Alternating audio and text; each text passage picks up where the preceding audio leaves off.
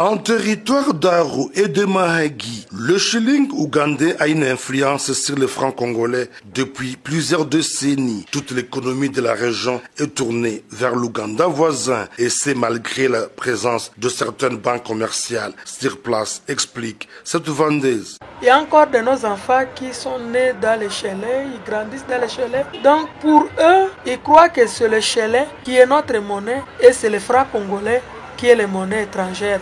Alors ce n'est pas bien vraiment pour nous les Congolais. Le mieux serait de restaurer notre droit, de remettre les chalets en Ouganda, que nous puissions utiliser notre monnaie qui est le franc congolais. Même inquiétude exprimée par ce fonctionnaire de l'État qui est obligé chaque fois de transformer son salaire payé en franc congolais en shilling ougandais pour ces transactions. La première difficulté, c'est par rapport à la monnaie étrangère que nous utilisons ici dans la commune de Mahagi.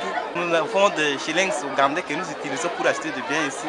Eh bien, nous allions utiliser notre franc congolais et malheureusement, les de ces commerçants qui n'acceptent pas le franc congolais que nous avons, c'est comme cela que vraiment ça pose énormément de difficultés, surtout chez nous, les acheteurs. Tel que moi, par exemple, je suis un agent de l'État, on me paye en franc congolais et il me faut aller chez les cambistes et convertir cela en shillings ougandais.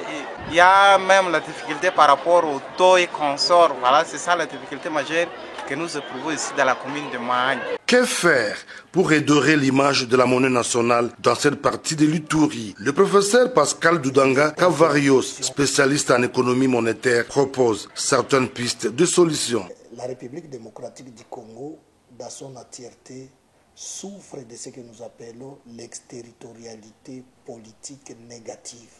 Sur le plan monétaire, ça fait en sorte que nous avons une zone monétaire qui est la zone franc congolais, mais cette zone est appiétée par les autres monnaies des pays qui nous entourent.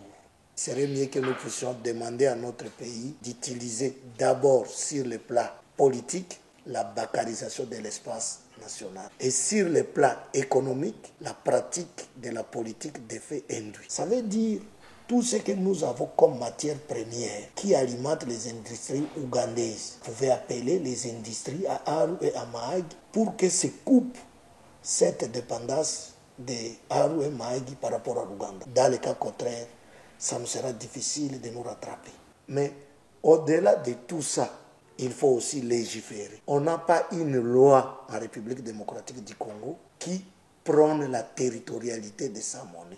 Les jours où il y aura des monnaies